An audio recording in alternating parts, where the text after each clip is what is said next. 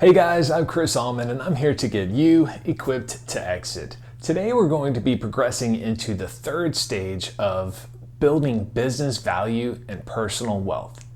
It's time to grow. So if you haven't caught up on the previous stages, identify and protect, then definitely check out those videos in the links below.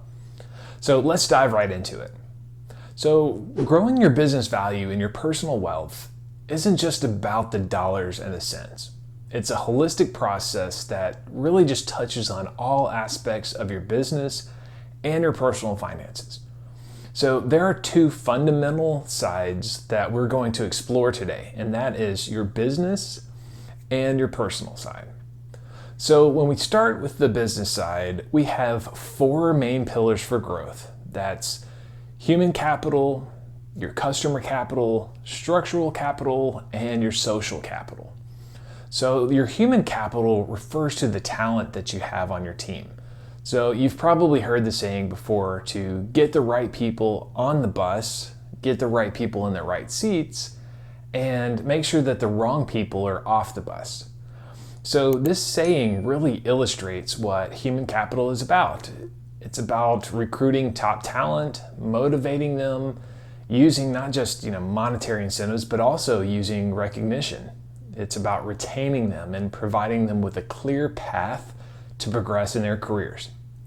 So it's about putting your team before the tasks and really fostering an environment for growth, right? So great people do great work and they're going to provide even better service.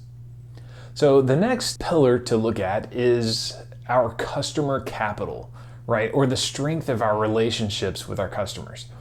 So it's not just about having customers, it's about being an integral part in their success, right? So it's about having consistent delivery of your products or services that they can always count on.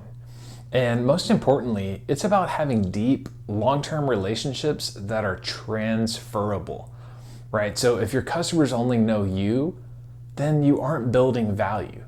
So focus on obtaining contracts and really just establishing the customer's relationship with the business instead of establishing it with a single employee, regardless of who that is, even if it's you. So next we have our structural capital, which is the third pillar, which really talks about your systems and your processes. It's the infrastructure. So you need to have efficient and reliable systems that can augment your customer and your human capital. So your systems need to be able to connect your team and allow for an efficient transfer of knowledge. It needs to be able to keep your operations smooth and effective. So, if you want to grow exponentially, you can't keep everything locked up inside your head. You've got to be able to kind of just brain dump everything into these systems and be able to rely on them to share your knowledge. And finally, there's social capital. So your social capital is really just the pulse of your business. It's your culture, it's your brand, it's the way that your team works, the rhythm of your operation and your communications. And more than anything, it's how you interact with your customers, right? So it's that special feeling that people get when they interact with your business. It's about that trust and the credibility and that inexplicable just it factor, right? So look for ways to foster that creativity and collaboration between your team and with your customers, and really just develop that sense of community for all of them. So now let's take a shift and let's look at your personal side of growth. So first, there's the concept of your wealth gap, or in other words, your walk away number, right? This is the amount of money that you need to comfortably exit your business. And that doesn't mean that you're exiting and leaving your business completely, but you may just be exiting one of the roles that you're currently working in so that you can get back to doing the things that you love. So it's essential to understand this number so that you can strategize and be able to save accordingly, right? So once you know how much you need personally, on the financial side, now you can develop a solid saving strategy that really just employs a mix of pre-tax savings and after-tax savings and tax-free savings, right? So essentially the trifecta of savings types will really just help your money grow more effectively and efficiently. And it not only does that, but it provides you with more ways to access your money when you need it. So equally important to having the right saving strategy is to have strategies to reduce your tax liability. After all, your wealth isn't about the money that you make, it's about the money that you keep, right? And oftentimes for us as business owners, those are two different sets of skills, being able to grow money and make money and being able to keep money. So finally, the last thing is just to diversify your investments. This means looking beyond your business and exploring other avenues like real estate or the stock market or even other businesses.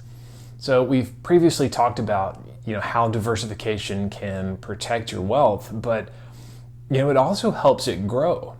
It allows you to take advantage of growth that occurs during different market conditions. So your business might be in a slump just because of the market trends, when something else might be doing really well, which will allow you to experience that growth. So now that we've talked about a lot of the different things that you have to consider when you want to build business value and personal growth, we talked about your customer capital, we talked about your human capital, the structural capital, and your social capital. Now, and then that's on the business side, and then on your personal side, we talked about having a clear understanding of what your walkaway number is, having strategies in place to save correctly and into the right types of accounts, and having diversification in your business and your personal wealth, making sure that it's not all tied up in one asset or one investment. So now that you know all these things, what are you going to do about it? Ask yourself, are you ready to take the next step in growing your business value and personal wealth? So I look forward to having a conversation with you if you need that guidance, or if you just want to chat about your current growth strategies, then I'd encourage you to schedule a free strategy call with me, and let's just see what growth opportunities await you and your business. As always, thanks for watching today's video. Hit that like button if you enjoyed it, and I look forward to talking with you soon. Until then, keep growing.